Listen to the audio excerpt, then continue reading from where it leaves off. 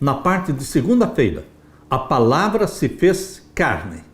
Abra sua Bíblia agora em João capítulo 1 e vamos ler o verso 14. Leia comigo. E o verbo se fez carne, ou seja, Deus o Filho, se tornou carne, o Logos, a palavra.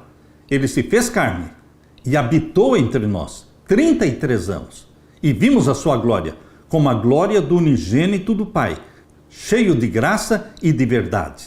Este verso 14 de João capítulo 1 é um verso que mostra Deus se tornando homem.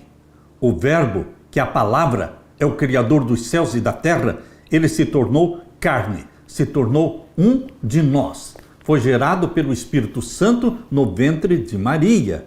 O título Pai e o título Filho são títulos proféticos. Muitos pensam que Pai e Filho é porque na eternidade o Pai gerou o Filho, de que houve um tempo em que o Pai existia e o Filho não.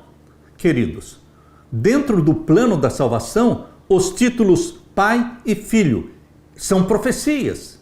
E esta profecia se cumpriu quando ali em Lucas capítulo 1, verso 35, diz que o Espírito Santo gerou no ventre de Maria o Filho de Deus.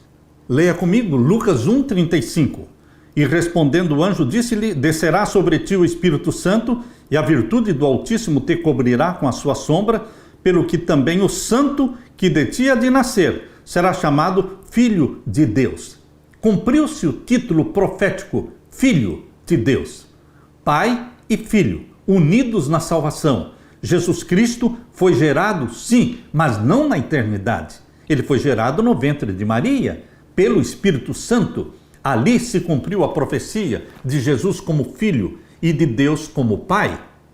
Porém, queridos, desde o princípio da Bíblia, desde Gênesis, o Pai e o Filho trabalharam juntos dentro do plano da salvação.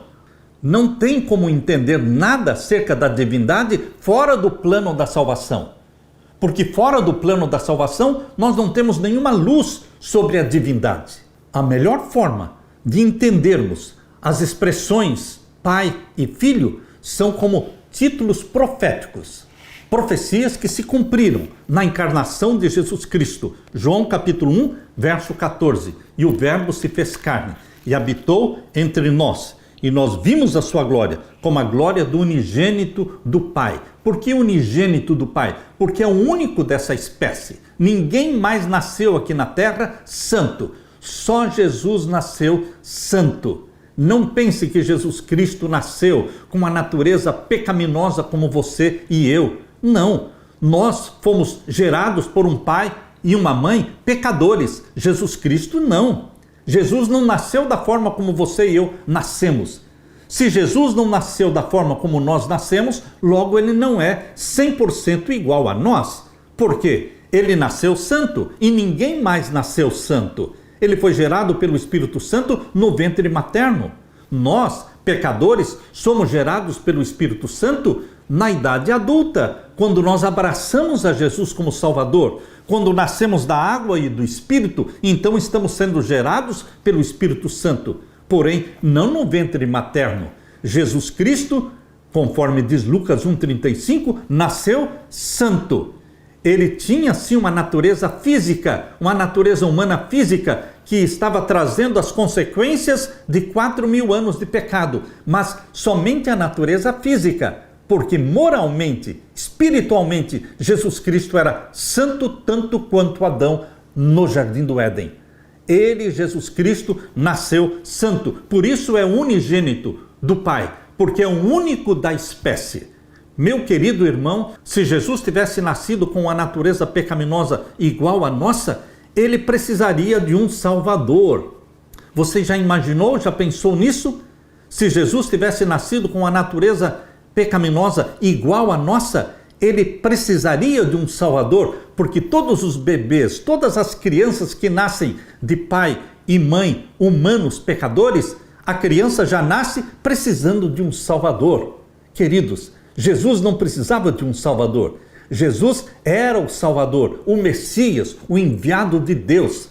Por isso ele nasceu santo e ele escolheu não pecar. Escolheu não pecar. Poderia ter pecado, mas escolheu não pecar. Adão poderia escolher não pecar, mas Adão escolheu pecar. Aí está a diferença. João não começa o seu evangelho usando o nome Jesus ou apresentando o seu papel como Messias, mas ele usa o termo logos, do grego, que é traduzido por palavra ou verbo.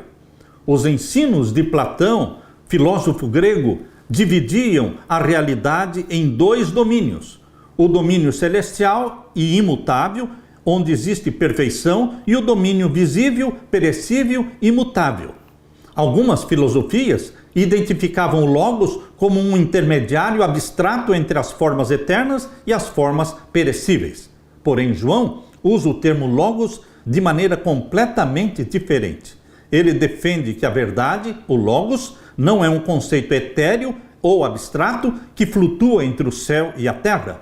Para João, na mente de João, o Logos é uma pessoa, Jesus Cristo, que se fez carne e habitou entre nós. João 1,14.